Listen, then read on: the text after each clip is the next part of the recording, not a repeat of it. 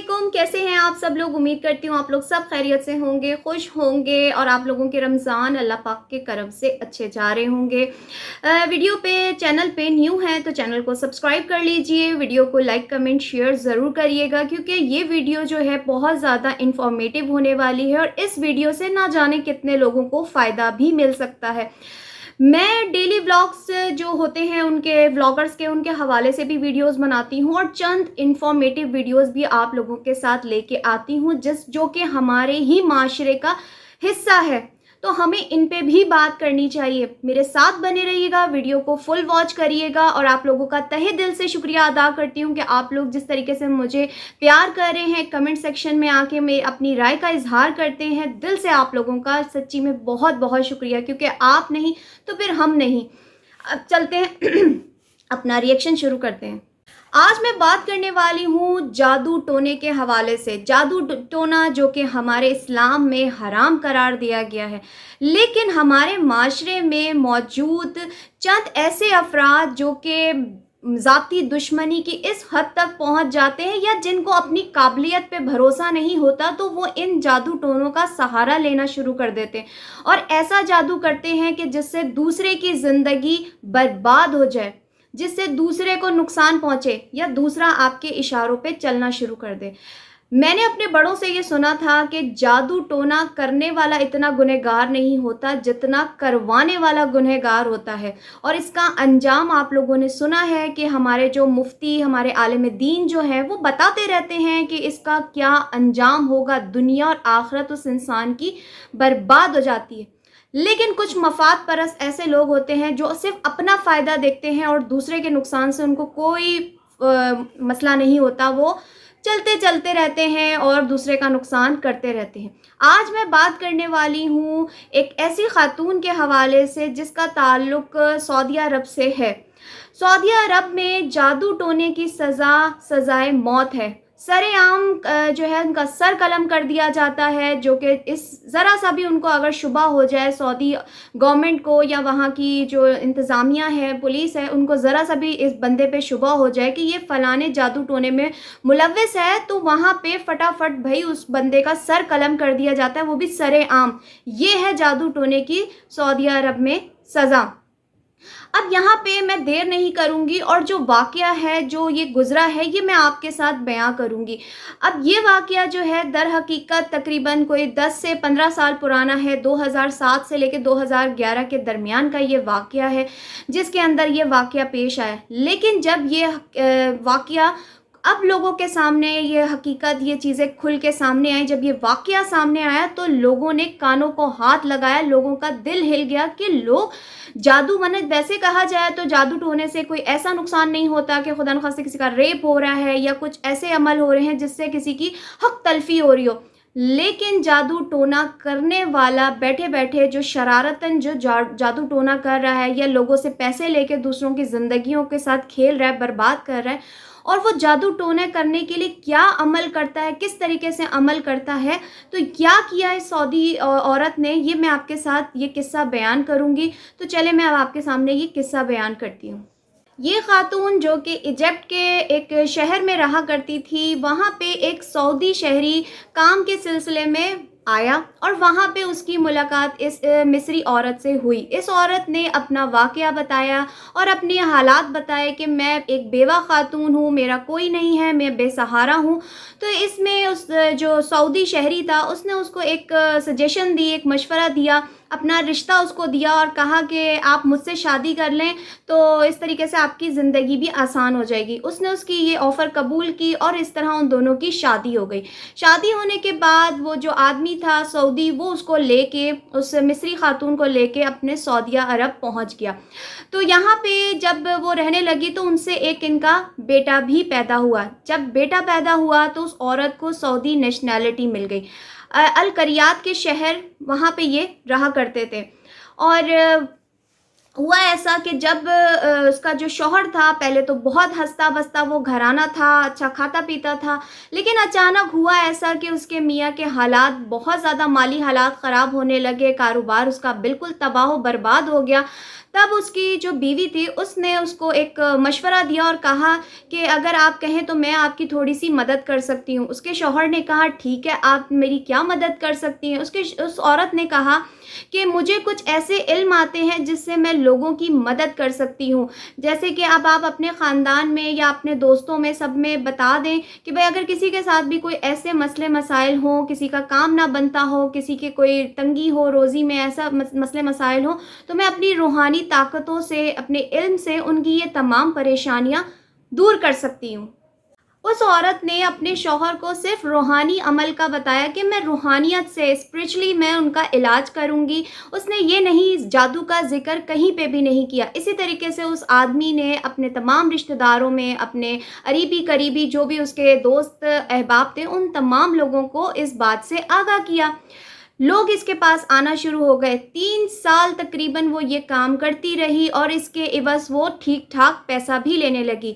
रातों रात ये जो फैमिली है ये अमीर-तर होती गई। ज़ाहिर-सी बात है जो वो काम कर रही थी तो लोगों से भारी पैसा वसूल कर रही थी और उसने इस काम के लिए जब ये काम शुरू किया था तो अपने मियाँ से तमाम जो उसने चीज़ें मँगवानी थी वो सारी चीज़ें उसने मँगवानी शुरू की। पेपर, पेंसिल और तस्बीह और ये सारे जो काम वो अमल करती थी। लेकिन उसके शौहर को इस चीज़ का नहीं पता था कि ये जादू करने वाली है। इसी तरीके से वो जो सऊदी वहाँ के शहरी थे वो उस खातून के पास आने लगे और अपने जो भी मसाइल थे, अपनी बीमारियाँ, अपने कारोबार, अपने हालात, जो भी मकासद थे उसके हल के लिए वहाँ मौजूद है, क्योंकि उनको तो नहीं पता था कि ये जादू कर रही है। और जो वो अमल कर रही थी वो कामयाब होता जा रहा था। एक जाके दूसरे को इन्फॉर्म करता था, दूसरा तीसरे को बताता था ये सारे कि भाई ये फ़लानी औरत है, ये रूहानी इलाज करती है। तो ज़ाहिर-सी बात है रूहानी का सुन के तो सब ही जाएँगे। लेकिन जब जनाब उस औरत के दिमाग में एक और बात आई और उसने अपने मियाँ से कहा कि जैसे कि हम लोग इस काम से पैसा कमा रहे हैं, तो मैं सोचती हूँ कि इस काम को मज़ीद आगे बढ़ाया क्यों ना जाए। तो उसका मियाँ पूछता है कैसे? इसने अपने मियाँ को बताया कि मैं औरतों को जैसे मर जाती हैं औरतें तो मैं मैयत को गुस्ल देना चाहती हूँ, यानी जो वहाँ की ख़वातीन जो भी ख़वातीन फ़ौत होती है, वैसे तो आपको पता है सर्द खाने जो वहाँ पे होते हैं वैसे वहाँ पे गुस्ल दिया जाता है। लेकिन इस औरत ने ज़ाहिर-सी बात है लोगों को यही पता था कि रूहानी इलाज करती है, तो लोगों ने कहा कि ये बहुत अच्छा होगा कि भई ख़ातून को ये रूहानियत वाली जो ख़ातून है ये दे देगी तो ज़्यादा अच्छा होगा। उसके मियाँ ने भी इजाज़त दे दी, ठीक है, और वहाँ के लोग भी जैसे जिसकी ख़वातीन की मैयत होती रहती थी, लेकिन उसने वो लेकर आते थे इसके पास गुस्ल के लिए। और इसकी एक शर्त होती थी कि जब भी मैं मैयत को गुस्ल दूँगी तो मैं अकेली गुस्ल दूँगी, कमरे में कोई मौजूद नहीं होगा। पहले तो लोग बहुत हैरान परेशान होते थे, लेकिन उसके बाद कहते थे कि मतलब नेक औरत है ये और दे सकती है। लोग हैरान भी होते थे, बड़ा जिगरा है कि अकेले मैयत को गुस्ल देना, तो ये बड़ी यानी ज़ाहिर-सी बात है खौफ भी होता है, एक डर भी होता है, अकेले तो कोई भी नहीं देता। तो लोग हैरान होते थे। खैर ये सिलसिला चलता रहा। एक दिन एक लड़की जिसका नाम मरियम था, वो इस औरत के पास आती है और कहती है कि मेरी वालिदा का इंतकाल हो गया है तो उसको गुस्ल देना है। तो वो औरत कहती है ठीक है, मैं गुस्ल देने को तैयार हूँ। तो जब वो उसके सामने ये शर्त रखती है तो वो कहती है कि क्यों? मेरी माँ है, मैं तो अपनी माँ के साथ खड़ी हो सकती हूँ, आप इस तरह मुझे क्यों जाने के लिए कह रही हैं? खैर थोड़ी-सी बहस होती रही, पहले तो उसने मना कर दिया कि मैं नहीं इस तरीके से करूँगी, तुम अपनी माँ को यहाँ से ले जाओ, कहीं और जाके गुस्ल। तो खैर उसके वालिद ने और वहाँ के मौजूद जितनी भी औरतें थीं उन्होंने उस बच्ची को समझाया, मरियम नामी लड़की को, तो उसने फिर कहना मान लिया और वो चली गई अपने बाहर चली गई। उसने दरवाज़ा बंद किया उस खातून ने, सऊदी जो वो औरत थी। लेकिन होता ऐसा है कि ज़ाहिर-सी बात है बेटी है और बेटी को तसल्ली नहीं होती। मरियम होती है बेचैन और बेचैन होने के बाद वो क्या देखती है कि जिस कमरे में उसकी माँ को गुस्ल दिया जा रहा था उसके बाहर एक छोटा-सा सुराख होता है और वो उस सुराख से अंदर देखना शुरू कर देती है। और देखती क्या है कि वो हैरान और परेशान हो जाती है कि वो जो खातून है जिसका नाम उम्मिया है, वो उम्मिया जो है जादूगरनी, वो उसकी माँ को गुस्ल देते हुए कुछ पेपर्स, कुछ औराक निकालती है और उसको फ़ोल्ड करके गेंद सा बना लेती है और उसके माँ के जिस्म पे वो गेंद फेरना शुरू कर देती है। और जब कफ़न पहनाती है तो उस कफ़न के अंदर वो बॉल बना के औराक की रख देती है। जैसे ही गुस्ल हो जाता है और उसकी माँ को बाहर लेके आया जाता है तो वो मरियम नामी जो बच्ची है जिसकी वालिदा की मैयत है, तो वो उस कफ़न के अंदर हाथ डाल के उस औराक को तलाश करने लग जाती है, लेकिन उसको वो औराक نہیں ملتے، جس کی وجہ سے وہ بچی جو مریم ہے بہت زیادہ پریشان ہو جاتی ہے۔ میت کو تو دفنا دیا جاتا ہے، لیکن مریم کے دل میں ایک خدشہ اور ایک کھٹک سی رہ جاتی ہے، اور اس کے بعد وہ اپنے والد سے اس بات کا ذکر کرتی ہے اور کہتی ہے کہ آپ اس معاملے میں کچھ کریں، مجھے یہ جو امیہ نام کی خاتون ہے یہ تھوڑی مشکوک لگتی ہے، تو آپ اس کے لیے برائے مہربانی کچھ کریں، کیونکہ میرا دل جو ہے وہ مطمئن نہیں ہو رہا، میری والدہ کے ساتھ کچھ غلط ہوا ہے۔ خیر وہ جو اس کا والد ہوتا ہے وہ وہاں کے موجود جو مسجد ہوتی ہے ان کے امام جو الشیخ ہوتے ہیں ان سے ملاقات کرتا ہے اور ان کو یہ تمام واقعہ بتاتا ہے۔